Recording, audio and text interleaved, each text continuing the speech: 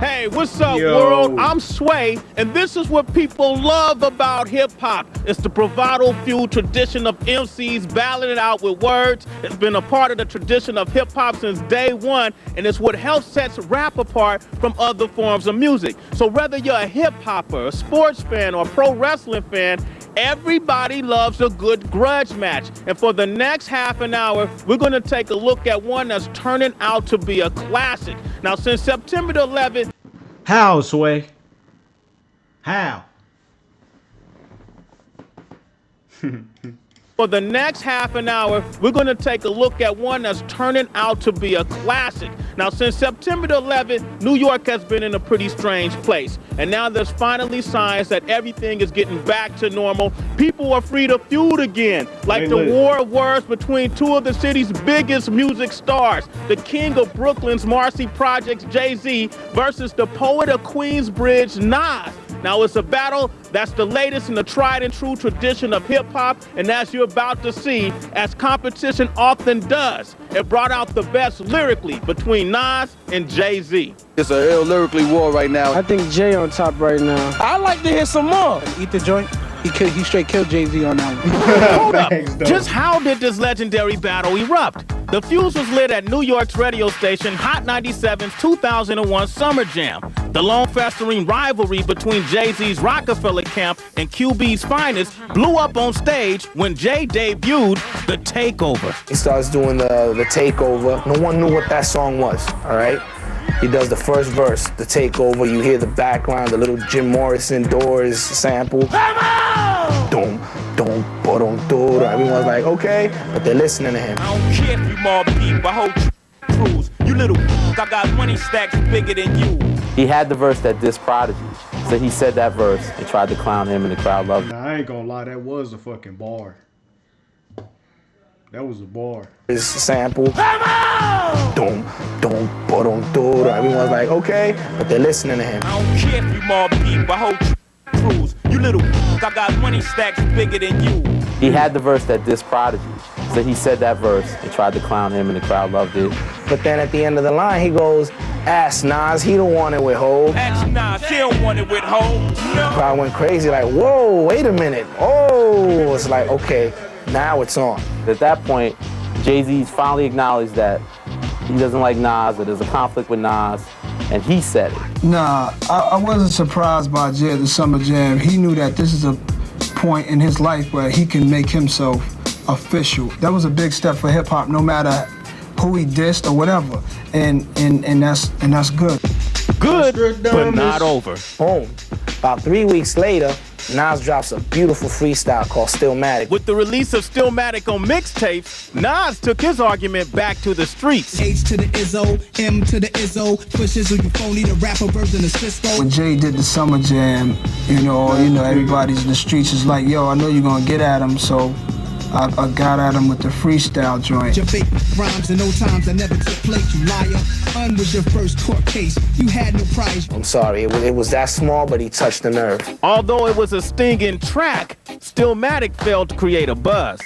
When Takeover was released on Jay's Blueprint album, his new verse responded to Stillmatic and made the opening blow at Summer Jam seem like a tap. Had a spark when you started, but now you're just garbage. Fell from top 10 to not mention at all. He comes at Nas hard from all angles. He comes at it from the perspective of like, from a fan, kind of. Like, you know, like, your last album was, he broke it down, how Nas fell off. If I was to get at somebody on that level, I gotta make sure I come with my best. Smart enough, Nas. 4 albums in 10 years. I could divide, that's one that be, let's say 2. 2 of them was due. One was the other was Illmatic. That's a one hot album every 10-year average, and that's so. I'm not being lazy with it. I'm not playing around with it. I'm gonna do my research and I'm gonna come back with something real serious, you know what I'm saying? And it's gonna be hot. I'm sorry, but anyone that heard that knew that it was like, oh, that's it, it's a rap, Nas is out of here. In the very beginning, when I heard Takeover, I personally didn't think Nas could come back. But Nas was far from KO'd. You a fan, a phony, a fake, a you stand, I still whip your ass. And I knew that eventually people want to hear what I got to say. Were you abused as a child, scared to smile, they called you ugly? Addressing it right so I could let them know it's not happening. It is no takeover. No takeover, but there was an invasion as Nas's response song Ether spread through the underground via New York mixtape king K. Slay. Put Ether on the tape, and it just went wild. It was a spanking. People didn't expect that. No one expected Nas to come back. I am the truest. Name a rapper that I ain't influenced. After the Ether, that's it. New York was on Nas's back. People who were Jay-Z fans on Friday were Nas fans. I ain't gonna lie, bro. Ether is like, nigga, it's Ether. You feel me? Like, it ain't nothing you can really say about that hoe, bro. It's Ether. That nigga said, I will not lose on bro. I am the truest. Name a rapper that I ain't influenced. After the Ether, that's it. New York was on Nas's back. People who were Jay-Z fans on Friday were Nas fans on Saturday. And by December 11, 2001, the battle was blazing. A week before Nas's Stillmatic LP and Jay-Z's... Hey, bro, y'all let me know in the comments, dog. Did y'all switch sides or y'all stayed solid? Y'all stayed true the whole time, bro? Y'all let me know, bro. Because I know how y'all get about that beef, bro. Let me know how y'all feeling, man. Was y'all like fucking with Jay-Z, then you was like, damn, this nigga Nas, shit, let me go. You feel me? Y'all was like, fuck Jay-Z. Or vice versa, you feel me? Y'all let me know, dog. On Friday were Nas fans on Saturday. And by December 11, 2001, the battle was blazing. A week before Nas's Stillmatic LP and Jay-Z's Unplugged albums were set for a head-to-head release, the two MCs would be drawn into a battle of the beats on a New York radio show. Hot 97 blazing hip-hop and R&B. Hot 97 has this exclusive Jay-Z song, Super Ugly, that's a response to Ether. Nobody's heard it, hasn't been on any mixtapes. They're gonna play it on the radio for the first time, so it becomes like a big event. Jay-Z's response today at 3 o'clock, tune in, it is on. And the whole city shuts down. If you was in New York at 3 o'clock on that day, you had to tune on the Hot 97. The anticipation is big. A few minutes after 3 o'clock, you know, we hear the response. Damn, I'm only worth over 100 million. Look, I got beef with like 100 children. Unfortunately, it wasn't up to par. Super ugly. Jay-Z said it was just a freestyle. It wasn't an answer to Ether. So the last person in the world, I'm gonna underestimate is Jay-Z. You have to feel like the battle really isn't over. It doesn't seem like there's a finale there. This is hip-hop in its purest form. Rap is a competitive sport. That's how we build it. And there's always going to be a battle about who's the greatest. Now, another result from the back and forth between Nas and Jay-Z is that it shook things up a little bit. It added a breath of fresh air to what, for the first part of 2001, had been a fairly flat year for hip-hop. But what that meant is that the battle captured the attention of rap fans and hip-hoppers everywhere. I think this may go down as one of the greatest battles of all time. I know kids come into stores like this, juiced about verses that they've heard battling against who, this guy battled this guy, and they come in fired up because these cats are battling. Two of the greatest rappers battle each other, and people get excited of music like that. It's hot, man. That's what hip-hop needs. That, you know what I mean? That's one of the essence of rap.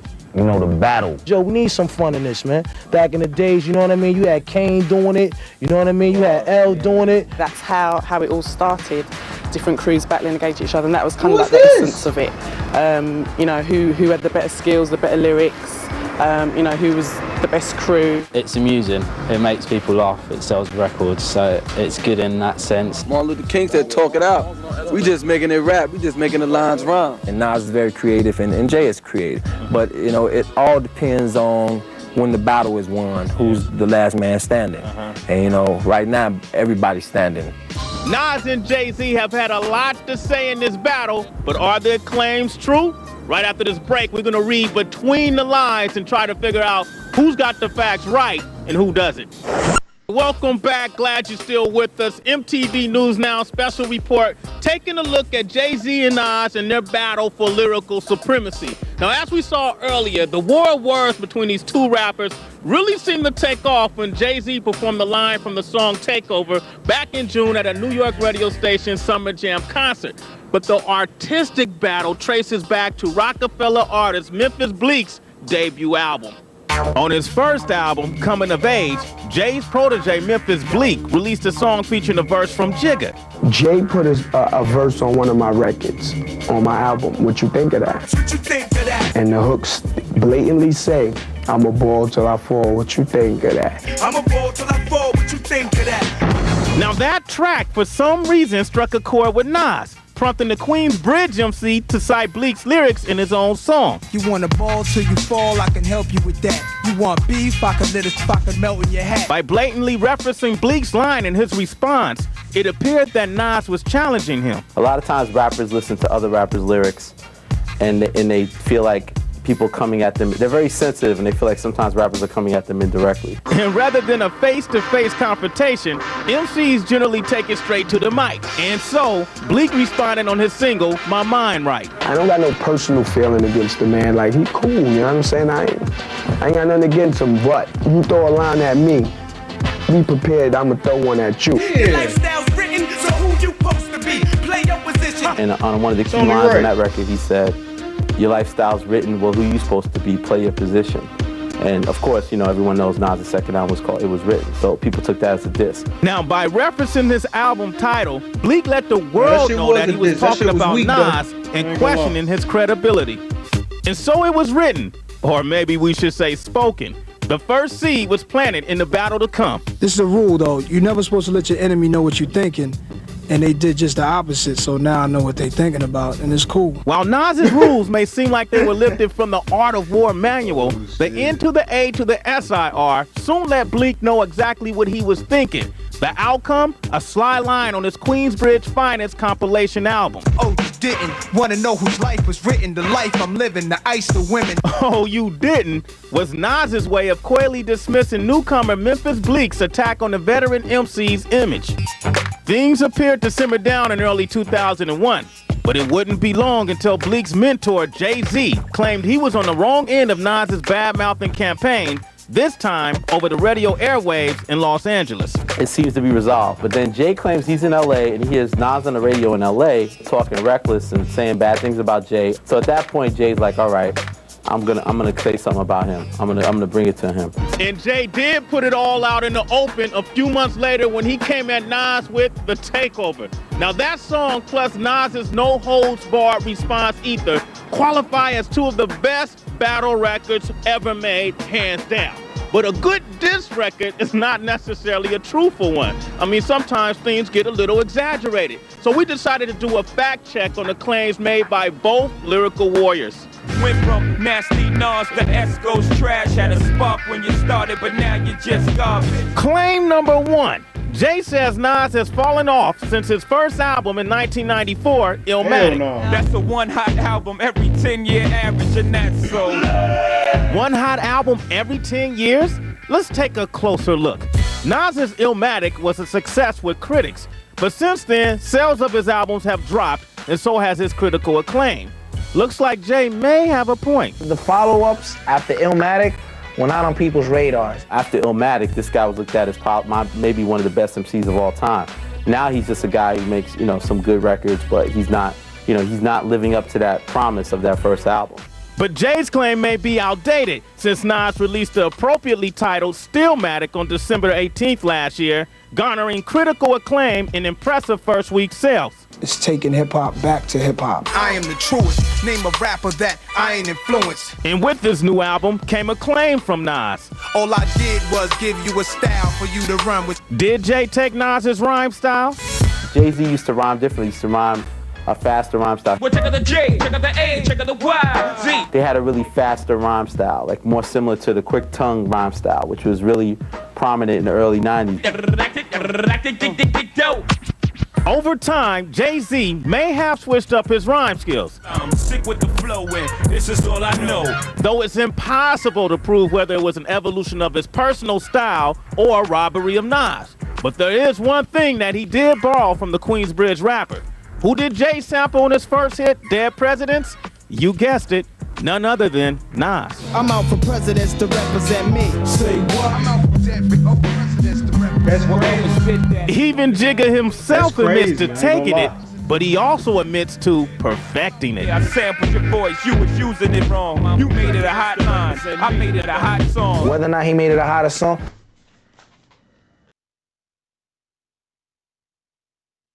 I needed some more water, bro. Bro, like some shit, like it's like.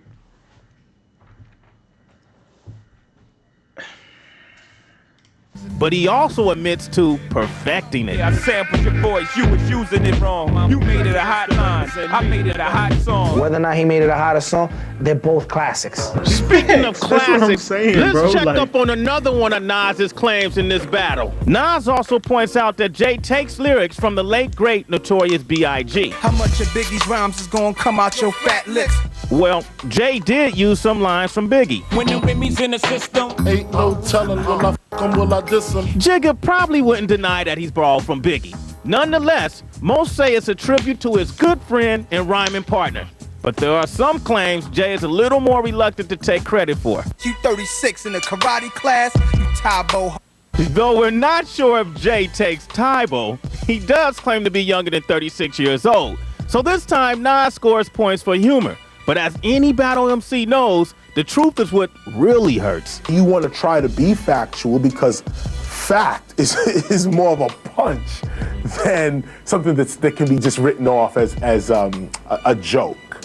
Well, whoever side you decide to take in this battle, it has shaped up to be one for the record books, but there have been plenty of others. Right after this break, we'll take a look at rap's biggest and best rhyming battles and consider where this war of words might be headed.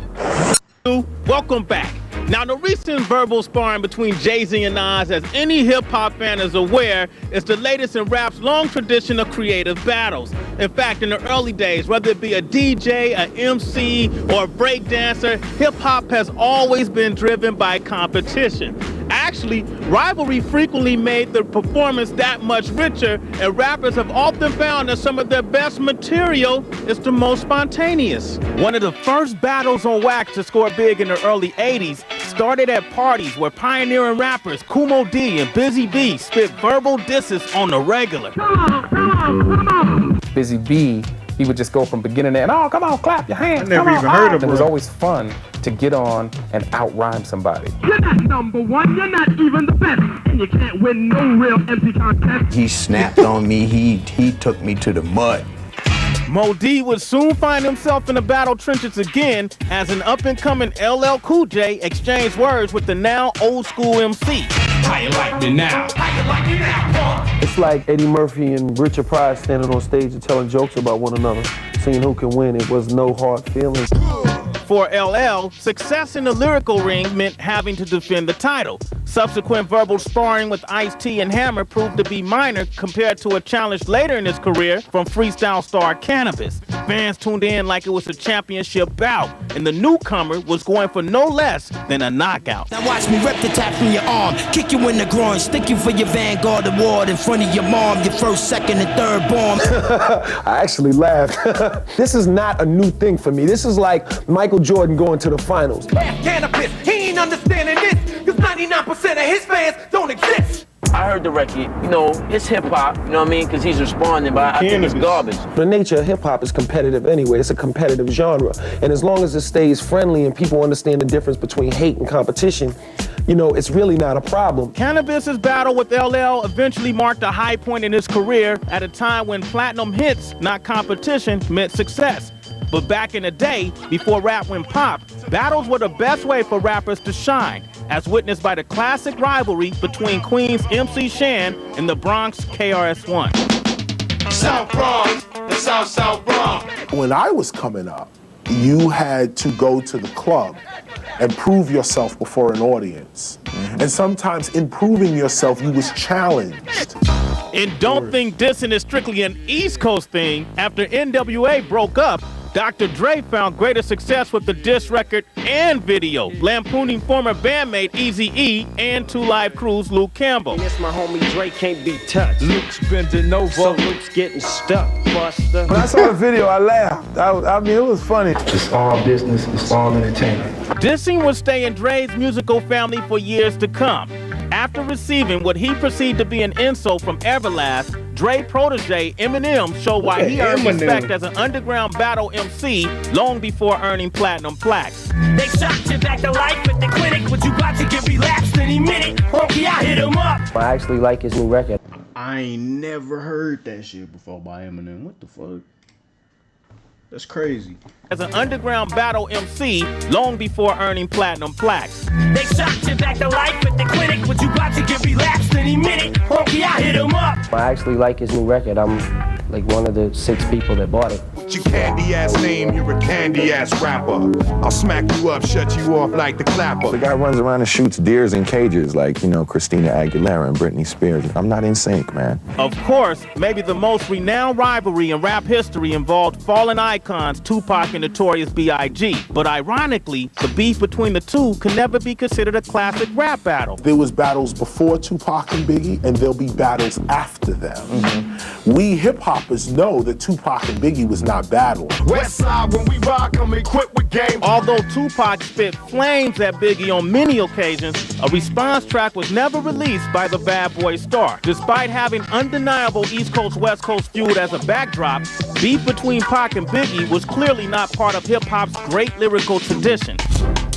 Though there is no evidence linking their untimely and still unresolved deaths to their music, it still begs the notion that artists and their fans have a responsibility to keep these battles strictly on wax, just as Nas and Jay-Z have exemplified. If you really have a problem, you're not gonna put it on record. So that's why I know it's just music. It's only music. And, you know, we keep it on wax. So there you have it, bringing us back to where we are today. But where is all of this headed? I mean, was it the last of the battle of rhymes between Jay-Z and Nas, or will some more resurface? You don't got the answer, Sway. But yeah, bro, let me know what y'all want me to see next. You know what I'm saying? We listen, we learn, and we appreciate. You know what I'm saying? You already know what time it is, man.